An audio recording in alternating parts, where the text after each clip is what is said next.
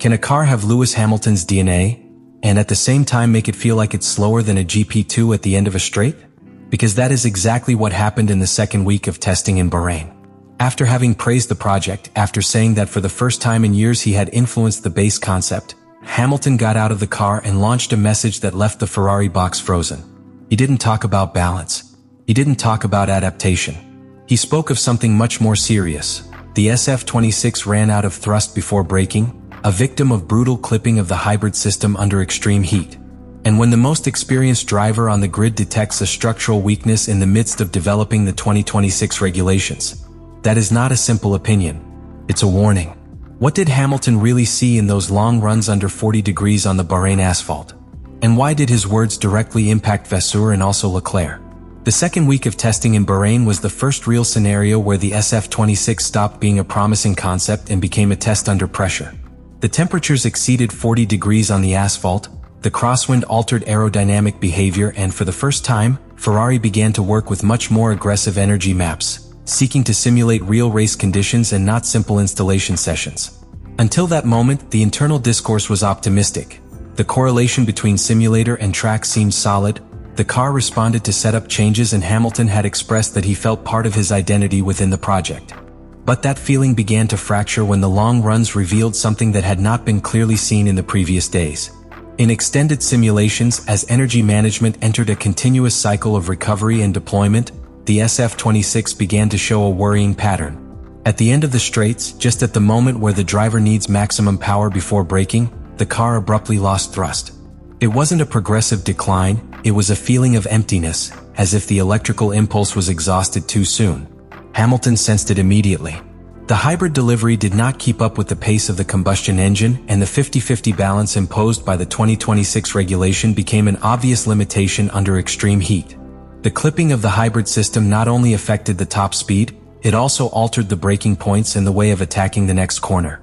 The most shocking thing was not the loss of specific performance, but the consistency with which the phenomenon was repeated. In each long run, when the fuel dropped and the temperature remained high, the behavior was similar. This indicated that this was not a simple configuration problem, but a complex interaction between active aerodynamics, thermal efficiency, and regeneration capacity of the MGUK. The SF26 concept, designed with a shorter wheelbase and an extremely precise platform, required keeping the car within a very narrow aerodynamic window. When the wind or overheating took the car even slightly out of that window, energy efficiency suffered. Hamilton quickly understood that the potential was there, but also that the margin for error was minimal. And that was the first big alert. Because if in ideal conditions the car responded with surgical precision, in real racing conditions it could be transformed into a car that forced the driver to constantly manage energy instead of attacking. That difference between promise and reality was what began to generate tension in the box. It wasn't a question of outright speed, it was a question of sustainability of performance lap after lap. The second week in Bahrain did not destroy the hope of the project, but it did break it. Ferrari discovered that the SF26 could be extremely competitive, as long as the energy management was perfect.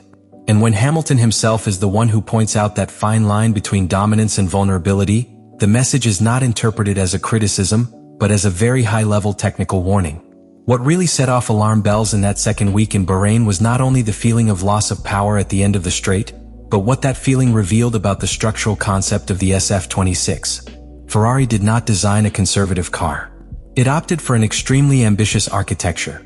Shorter wheelbase to improve rotation in slow corners, a very compact aerodynamic platform, and an active aerodynamics system governed by algorithms that requires the car to remain within an almost surgical operating window.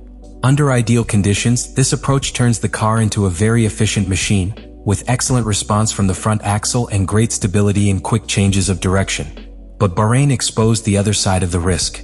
When the asphalt temperature exceeded 40 degrees and the side wind minimally altered the height of the car, that optimal window narrowed even more. The SF26 required absolute precision in platform management to sustain its energy efficiency. And there the domino effect appeared. If the aerodynamics lost efficiency due to a small change in balance, the resistance increased. As resistance increased, the hybrid system had to work harder to maintain speed. By working more, he exhausted the electrical display sooner. The result was the clipping that Hamilton described on the track. It was not an isolated engine problem, it was the consequence of a comprehensive concept taken to the limit. Ferrari had also opted for a smaller turbine in the power unit, seeking a faster response and greater combustion efficiency. On paper, it was a smart solution to adapt to the 50-50 split of the 2026 regulation. However, in extreme heat conditions, the MGUK's regeneration capacity became more critical. If the recovery was not perfect with each braking, the system reached the next straight with less energy available. And in long runs, that small accumulated deficit was amplified. This is where Hamilton's message really impacts boxing. Because I was not questioning the speed on one lap, nor the competitiveness in short simulations. I was pointing out that, in real race mode, the car could force the driver to drive while constantly thinking about not emptying the battery before the critical point. That completely changes the attacking philosophy. A Ferrari is historically associated with aggressiveness, with overflowing power. But SF26, in those Bahrain conditions, felt more like an exercise in extreme energy management. For Vasseur and the technical team, the impact was twofold. On the one hand, confirmation that the car has a very high roof when everything works within perfect parameters. On the other hand, there is evidence that the operating margin is dangerously narrow. And in a regulation where everyone will be limited by electrical power, any weakness in thermal efficiency or regeneration can become a strategic vulnerability throughout the season. The second week in Bahrain made it clear that the SF26 is not a conventional car. It is a sophisticated, fast and potentially dominant tool, but only if every variable temperature, wind, aerodynamic balance and hybrid management is kept under absolute control. And when a project depends on so much precision, every small error is magnified. That's what Hamilton saw. And that was what started to change the tone within Ferrari. But this is where the story takes the most interesting turn. Because what happened in the second week of Bahrain did not destroy the SF26 project. It redefined it. Hamilton did not get out of the car upset. There were no gestures of frustration or inflammatory statements towards the team. What there was something much more disturbing for Ferrari: absolute clarity. The 7-time champion understood that the SF26 is not a limited car. It is an extremely demanding car. And that difference changes everything.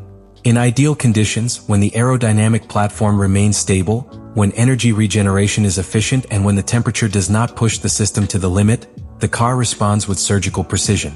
The steering conveys confidence, the front axle is reactive and cornering is solid. In those turns, the project's potential feels real. It feels like a winner. But Bahrain revealed that the margin between that perfect scenario and the problematic scenario is minimal. And that is where Hamilton's message fully impacts the technical structure. Because if the car needs to operate in such a narrow window to be dominant, then every external variable becomes a threat. Side wind, high temperature, thermal degradation of brakes, minimal variations in height due to tire wear. Everything affects aerodynamic efficiency. And if efficiency drops, the hybrid system suffers. And if the hybrid system suffers, clipping appears before braking. It's a chain. What shocked Vasseur and also Leclerc was not the criticism, it was the implicit warning.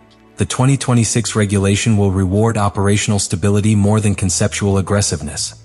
And Ferrari has bet heavily on an aggressive concept. Hamilton understood something fundamental in that second week. The SF26 can be a lethal weapon in classification and under controlled conditions. But in the race, with 50 laps under thermal and energy stress, the car could force the driver to drive with the calculator in his head. And that changes the nature of combat. It is no coincidence that Hamilton himself used a cruder tone when describing the experience. When he talks about the feeling of running out of power before braking, he is pointing out the exact point where a driver loses confidence. Because if you don't know with certainty how much energy you will have available at the critical moment, you cannot attack with the same aggressiveness. The second week of testing in Bahrain was not simply another phase of the development of the SF26. It was the moment when the project stopped being a theoretical promise and became a reality exposed under extreme conditions. And in that scenario, Lewis Hamilton did what truly differential drivers do: detect before anyone else where the potential crack is. The SF26 did not leave Bahrain weakened. He came out naked. Ferrari confirmed that it has built a car with extremely high technical potential, with a sophisticated aerodynamic platform and an energy architecture designed to maximize the 2026 regulation. But it was also clear that this same radical concept requires almost perfect operational precision. Hybrid management under extreme heat, clipping at the end of the straight and the sensitivity of the aerodynamic window are not simple setup adjustments. They are structural elements that can define the behavior of the car in the race. Hamilton did not blow up the project. He strengthened him by pointing out his critical point in time. Because if one thing was made clear in Bahrain, it is that the SF26 can be dominant. As long as Ferrari manages to expand that narrow window of operation where everything fits. Stable aerodynamics, efficient regeneration and constant energy deployment until braking. The real internal shock wasn't hearing the car lose power. It was understanding that, in the new 2026 regulation, energy will be the main weapon and also the greatest risk. And if Ferrari wants to turn this aggressive concept into a championship car, it will have to transform that vulnerability into strength before the season exposes each weakness in real race conditions. Let me know in the comments what you think about all this.